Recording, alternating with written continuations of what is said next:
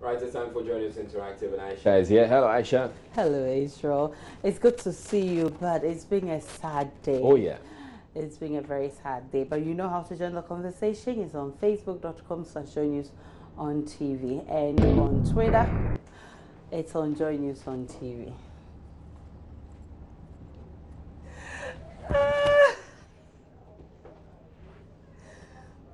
All right, and you know how to join the conversation, and you know the rules of the conversation is let's keep it tight, no harsh words. This year, there have been several highly publicized incidents, mob justice. The latest is the lynching of a soldier, Captain Maxwell, in Dintra, Obuasi, in the Central Region. The Ghana Armed Forces has begun investigations into the matter, and 4 people closely related to the lynching have been arrested by the Ghana Armed Forces. Question: can mob justice ever be completely eliminated from the Ghanaian society? I don't think so, because people have their opinions. So let's say for an armed robbery, it keeps on happening and people have their perception about it. So they are normally going to act based on emotion rather than what they're actually supposed to do. Just hand over the culprit to the police. So they just act instantly. That causes the mob justice. But if it's going to be like controlled, it has to be somebody who's in the public domain that would say, okay, don't do this. Let's take the person to the police station. So I believe so. I think the governments have to tighten the laws in handling issues like this, and also I think there have to be easy access to security agencies at almost every vantage point, so that at least when something like this happens and then they call, they'll be able to move swiftly to go and amend the situation. I think it's very possible, because looking at mob justice, it doesn't solve the problem it doesn't solve the problem at the root. It just solves the problem at where it happens. And then Ghana as a country, and with how we are growing in our democracy, we should let the government or the law take its course and then move and then settle cases. To me, I don't think mob justice is the real deal.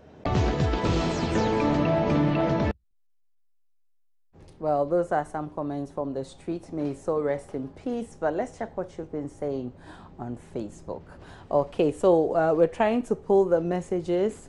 All right, the messages are here. All right, so Amo Entry Gospel says, I can't watch the happy family this young man is bringing up, and these uncivilized people have ended his career. We were here in Ghana when a woman was assaulted in Kumasi, and we heard punish them. We didn't hear anything about it. Today it's a whole military commander. Should people kill our president before someone is punished? And Ghana police, this is why we've been telling you to stop corruption, so that the citizens develop trust in you and report cases like this. Commander Max, rest in peace. Baye Jeremiah says, yes, mob justice can be eradicated in Ghana if justice systems are allowed to work.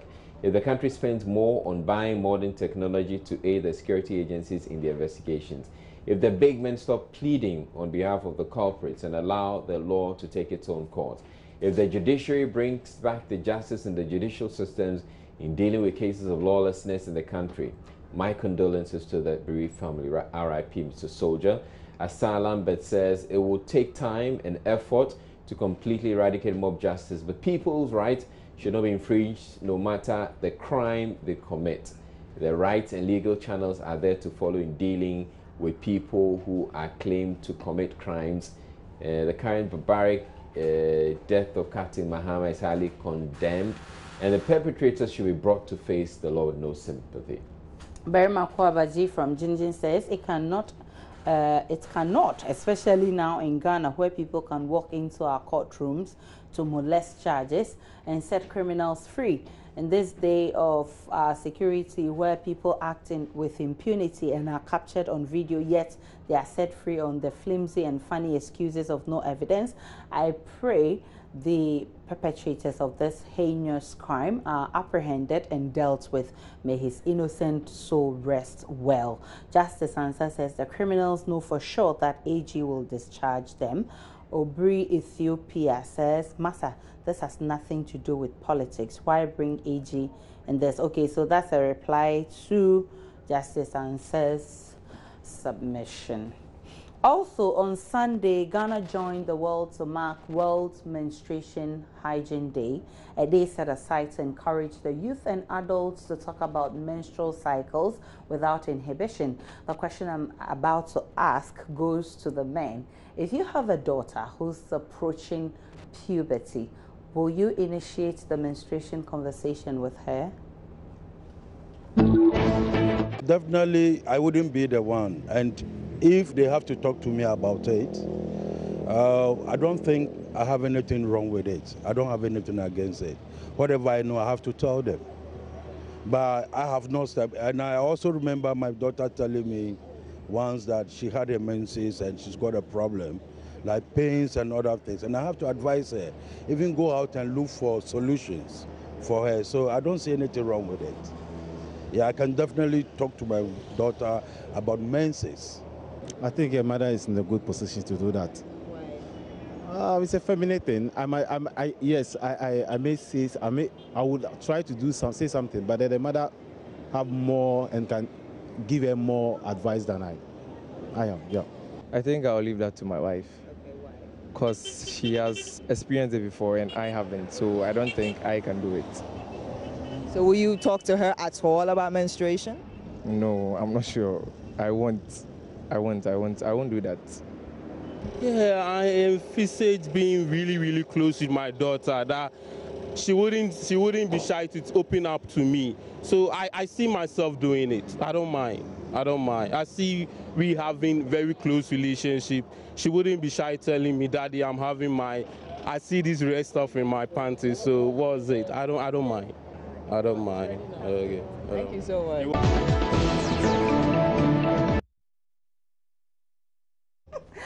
It's true. And there's a saying that girls are more closer to their dads. And so, and I know your daughter is coming up. So would you initiate such conversations? But the girls don't discuss menstruation with their parents. No, it depends on how close you guys are. I discuss everything with my father, including my boyfriend. But anyway, I don't have a problem with my daughter asking me about her menstrual cycle. Would you start that conversation with her? Would I start? Okay, no, at this age 8, it is likely that one day I won't, because I believe see, my wife has done a capable job with that. But if for instance, she's not around? No, if anything she asks me about her menstruation, I'm going to share. But you will not initiate that conversation. I won't initiate because she's already had that conversation with mine. She's already had. Okay, all right. So let's check what you're saying on Facebook. David is giving you some titles I don't want to mention. Oh, no, but it's fine. It's true. I'm actually a menstruation champion. Okay. It means what? What's your portfolio? I speak to people about menstruation. You can ask me all your questions about menstruation. Okay. Right now. Okay, sure. They said I should ask you about free period and safe period and unsafe period. Yeah, I can tell you about that. Go ahead. Right, so the safe period is a period after your ovulation. Okay. Okay, after your ovulation, there's supposed to be some time. How many days?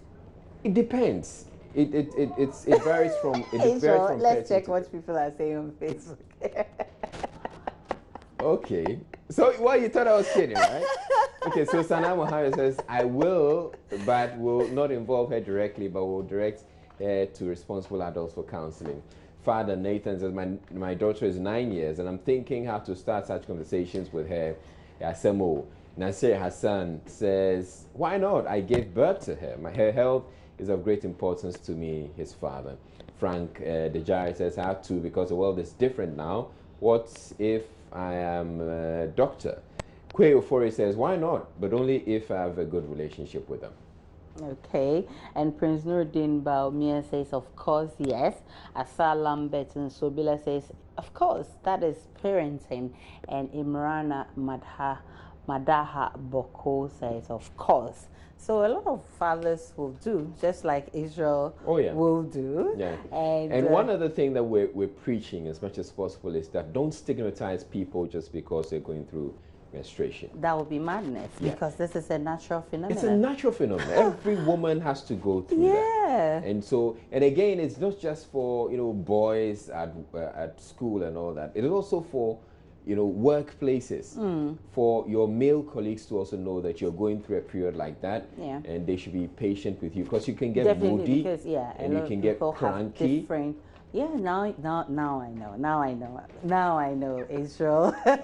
And finally, this day and age where it seems fidelity is out of fashion, the question I want to ask is, when it comes to relationships, who do you think is more committed, men or women? You know, most often, I mean, the guys are the ones who check up on the ladies to find out how they are doing, whether they've eaten. I mean, they're always there for the ladies. But the ladies are always pulling out, as in, they always want to be pampered. Well, most of the time, guys, we just don't care about what will happen. So if we break up or not, we just don't really care most of the time. And why do you... to my point of view, is the man that is more committed than the woman. According to what I said earlier, in the Garden of Eden, where Eve ate the apple, you understand? It was, when God was looking for them, it was man he called, not a woman. That means a man is more committed in relationship than a woman. Personally, I believe the woman is, but it's also relative. It's also relative. All the fingers are not the same. Probably if me and you are in a relationship, probably I may be more committed, you may be. But in another circumstance, it also depends on the environment you are brought up with Christianity, religion, and all that. Probably when the dice are 10, probably you may be and I may be less committed. So I think it's relative, though. It depends on the individual. Oh, it's mostly we women. We are mostly committed in relationships than the men, because men end up cheating on women whilst they are still in a relationship, meaning they lack commitment. And I'll say we women mostly for more, like are really more involved in a relationship than men, because men are always at the surface. Before a man will get more involved, then maybe he wants to marry the woman or something. But with a dating aspect or any shallow relationship, mostly men want the shallow ones, but we want the deep ones. We go into details. Like we women want more. We are more involved in the relationship.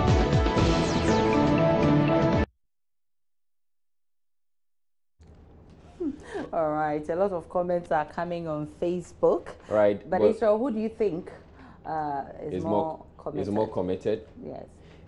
I wouldn't give it to any of the genders. It depends on the situation.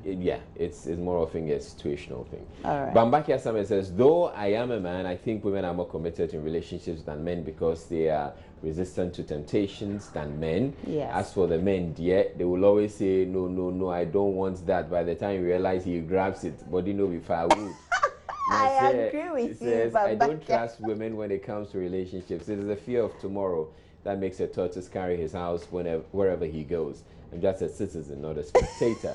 Judicious Udro says, on my side these days, I will say women are more committed, are committed more than men, but it's a little bit complicated because if men cheat and not committed, whom did they cheat with? Is it not with the same ladies? Well, and someone will say you have asked a question.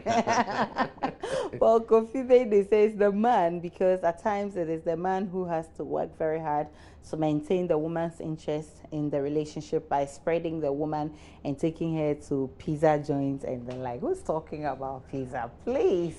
All right, so there was me at the Accra and ATTC, Accra Technical Training Center today. There was a program on the menstruation hygiene management, and I'm a volunteer. Of course, so now I understand that, you're ambassador. And on that note, we end the interactive segment. PM Express comes up shortly. You don't want to miss it. Have a good evening.